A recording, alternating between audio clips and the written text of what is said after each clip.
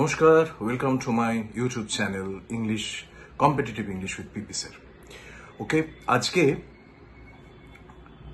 Figure of স্পিচের যে ভিডিওগুলো আমি দেখছিলাম, যে সিরিজটা চালু করেছি, তোমরা দেখছো যারা সিরিয়াসলি পড়াশোনা করছো তারা জানো যে figure of speech has become a very important element in a competitive examination, particularly English সেকশনে আসতে পারে যে কোনো সময়, যে কোনো শিক্ষিত লোকের যেগুলো জানা উচিত কথা বলার জন্য।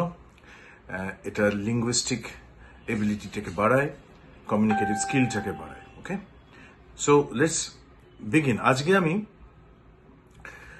দুটো ফিগার অফ স্পিচ নিয়ে আলোচনা করবো। একটার নাম পান, PUN, আরেকটি হচ্ছে ওনোমাটোপিয়া। ওকে, ফার্স্ট আমি পান নিয়ে আলোচনা করব। তোমরা স্ক্রিনে চোখ রাখবে, আমি এক্সপ্লেন করার চেষ্টা করব যতটা সহজভাবে সম্ভব। I am not teaching you as a student of English literature, I am just teaching you as a common student who are coming from different streams. So my explanation will be as lucid as possible. যতটা প্রাঞ্জল ভাষায় বলা যায় আমি চেষ্টা করব। যদি ভালো লাগে ভিডিও শেয়ার করো বন্ধু বান্ধবের মধ্যে এবং কমেন্ট করো, এবং তোমাদের যা যা রিকোয়ারমেন্টস আছে আমাকে কমেন্টে লিখে পাঠিও। ওকে, লেটস বিগিন। ফার্স্ট, পান, PUN, স্ক্রিনে চোখ রাখো। Pun is a figure of speech that plays with words that have multiple meaning, or that plays with words that sound similar but mean different things. অর্থাৎ একটা শব্দকে ভিন্ন অর্থে ব্যবহার করা, বা দুটো শব্দ একই রকম শুনতে লাগছে, হোমোনিমস, তাকে দুটো ভিন্ন অর্থে ব্যবহার করা একই সেন্টেন্সের মধ্যে। অত্যন্ত ইন্টেলিজেন্ট লোকেরাই এটা ব্যবহার করতে পারে, যাদের শব্দের উপর দখল আছে, যারা মানেটা ভালো করে জানে, তারাই খুব ইন্টেলিজেন্টলি ব্যবহার করতে পারে। এটা বুদ্ধিমান লোকেদের একটা প্রয়োগ শক্তির ব্যাপার। ওকে, দ্য কমিক নভেলিস্ট, একটা এক্সাম্পল দেখো। Douglas Adam used both types of পান হোয়েন, পান অনেক রকমের হয়, তার মধ্যে দেখো একটা পান আমি তোমাদের উদাহরণ দিচ্ছি, তারপরে আমি কিছু সহজ উদাহরণ দেব। এক্সাম্পলটা দেখো, you can tune a guitar but you can't tuna fish. Tune a guitar মানে দেখছো টিউন এন্ড টুনার মধ্যে এখানে পান করা হচ্ছে, unless of course you play bass. Now in the first sentence দেখো, you can tune a guitar but can't tuna fish. Tuna একটা ফিশের নাম। টিউন এবং টুনার মধ্যে একটা সাউন্ডের সিমিলারিটি আছে, খেলছেন দেখো কেমন অর্থ নিয়ে।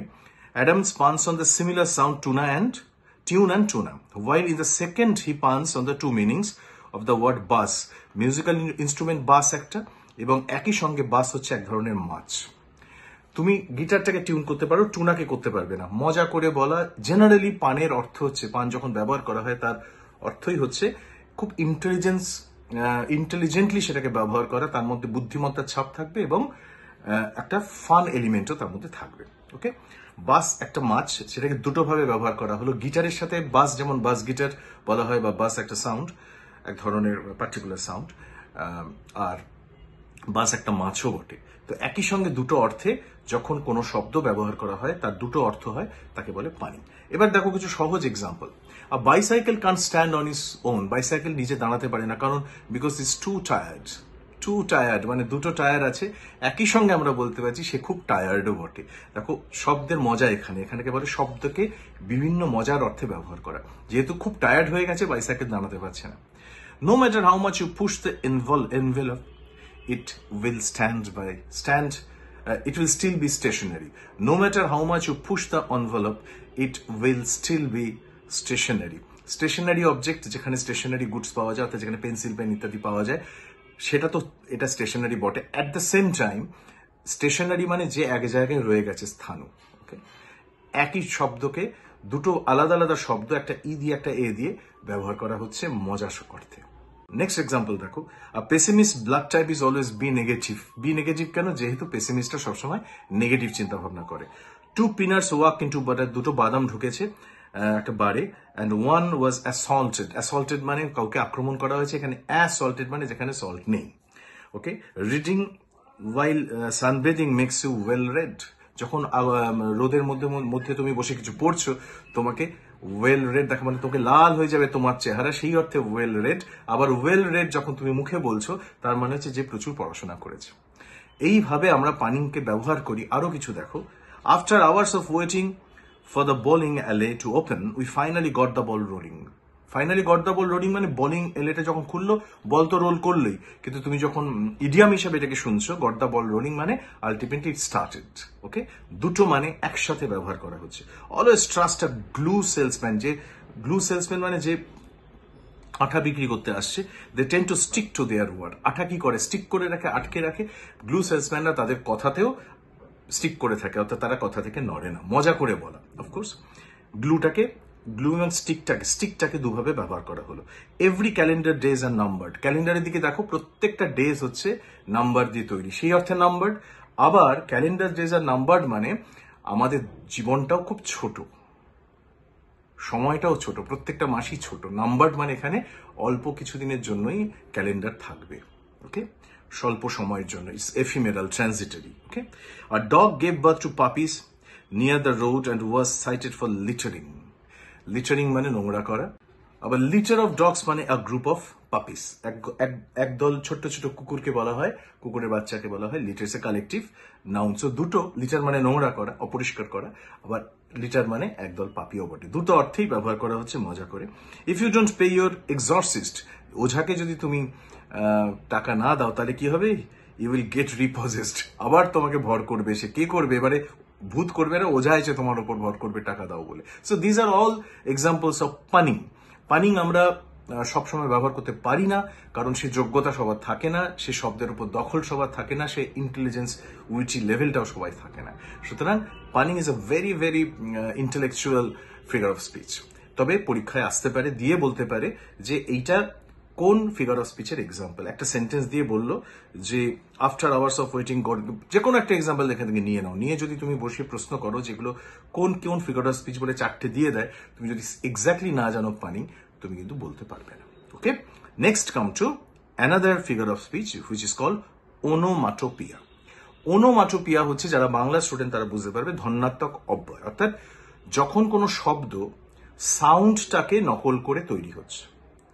বুম করে আকাশে একটা বাজ পড়লো, ঠিক আছে, আমরা বললাম দ্য থান্ডার ইজ বুমিং। আমাদের বাংলায় প্রচুর আছে, সুকুমার একটা শব্দকল্প দ্রুম বলে কবিতাও আছে, ঠিক আছে। যেমন মাথা করে টন টন, বন বন, ভন ভন, এই যে শব্দগুলো, যেগুলো রিয়েল শব্দ থেকে শো করে একটা বাস চলে গেছে, শো, এই শব্দটা কি কোত্থেকে এলো?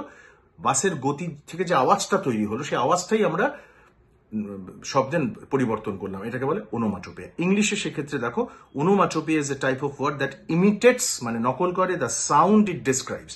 যে শব্দটা ডিসক্রাইব করছে সেই সাউন্ডটাই আমরা পড়ছি, সেই শব্দটাই সাউন্ড দিয়ে শব্দটা তৈরি হচ্ছে। যেমন মিয়াও, এটা কে করে? বেড়াল করে। বেড়ালের শব্দের নামই, ডাকের নামই মিয়াও হয়ে গেল। অথবা বুম, থান্ডার, একটু আগে এক্সাম্পল দিয়েছি। 10টা এক্সাম্পল দেবো, আশা করছি ক্লিয়ার হয়ে যাবে। The cat mewed loudly for food, একটু আগেই বলেছি। মিউ শব্দটা দেখো, ক্যাটের আওয়াজটাকে ডিসক্রাইব করছে। দ্য ডোর ক্রিকড, দরজা খুলছো, ক্র্যাক করে আওয়াজ হচ্ছে, ওই ক্রিক সাউন্ডটা হচ্ছে দরজা খোলা, slowly opened. The clock went TikTok TikTok, শব্দ করে। আগে যে আমাদের পেন্ডুলামের ঘড়ি থাকতো, এখন তো বেশিরভাগ ইলেকট্রনিক ঘড়ি হয়ে গেছে, সেটার আওয়াজ কেমন হতো? টিকটক। এই টিকটক শব্দটা এসছে পেন্ডুলামের ঘোড়ার আওয়াজ থেকে। সুতরাং আওয়াজটা শব্দে পরিণত হচ্ছে, বা শব্দটা আওয়াজটাকে ডাইরেক্টলি ডিসক্রাইব করছে। যেমন ধরো, দ্য বিজ বাজড অ্যারাউন্ড দ্য ফ্লাওয়ার্স, এই বাজিং সাউন্ডটা থেকে শব্দটা আমরা নিচ্ছি। দ্য থান্ডার বুম, একটু আগে বলেছি। দ্য বেবি গিগলড, বাচ্চাদের হাসি খিল খিল খিল খিল, যেটাকে আমরা হাসি বলি তাকে বলে গিগলড। ওকে, দেখো শব্দটার সাথে হাসির শব্দের একটা মিল আছে। দ্য স্নেক হিসড, জিভ বের করে সাপ যখন হিসিস করে তখন কোন শব্দটা আওয়াজটা আসে? এই শব্দটাই আসে, যেটা ওয়ার্ডে পরিণত হয়েছে hissed. And slithered away. The water splash, জলের শব্দ ছলাত, স্প্ল্যাশ, ঠিক আছে। The water splashed when the boy jumped into the pool. The car zoomed past. Zoom, একটি জুম মানে কিন্তু বড় করে দেখা, সেটা কিন্তু আলাদা ভার্ব। আরেকটা ভার্ব হচ্ছে যেটা ওই আওয়াজটাকে, জুম আওয়াজটাকে নকল করছে। The popcorn pop, pop pop শব্দটাই এসছে। Pop itself is a onomatopoeic word. Pop করে যেটা ওঠে, সেই সাউন্ডটা দেখবে যখন পপকর্ন ফাটে, পপ পপ আওয়াজ হয়, সুতরাং সেখান থেকে পপ শব্দটা এসছে। So this are the examples of onomatopoeia, onomatopoeic word. আশা করছি পানিং এবং ওনোমাটোপিয়া জীবনে কোনোদিন আর ভুল করবে না। যদি আসে, যদি এই ভিডিওটা মন দিয়ে দেখো এবং এক্সাম্পলগুলো টুকে রাখো, I don't think you will be able to forget these two words. Okay, these are very important figure of speech that every educated human being should know. এবং কোয়েশ্চেনের ধরন চেঞ্জ হচ্ছে, কোয়েশ্চেনের প্রকৃতি চেঞ্জ হচ্ছে. I think that you should know all other important figure of speeches. আমি বলে কথা দিয়েছিলাম যে অনেকগুলো ফিগার অফ স্পিচ করাবো. আমি ধীরে ধীরে এগোচ্ছি সেদিকে. যত কটা প্রথমে এগুলো অত্যন্ত কমন ফিগার অফ স্পিচ. কিছু ফিগার অফ স্পিচ আছে যেগুলো অত্যন্ত কি বলবো লিটারেচারের স্টুডেন্টের জন্যই দরকার, কিন্তু তবু আমি শিখিয়ে রাখবো. Thank you for being with me today. যদি ভালো লাগে শেয়ার করো, লাইক করো এবং দেখতে থাকো. Thank you. বাই.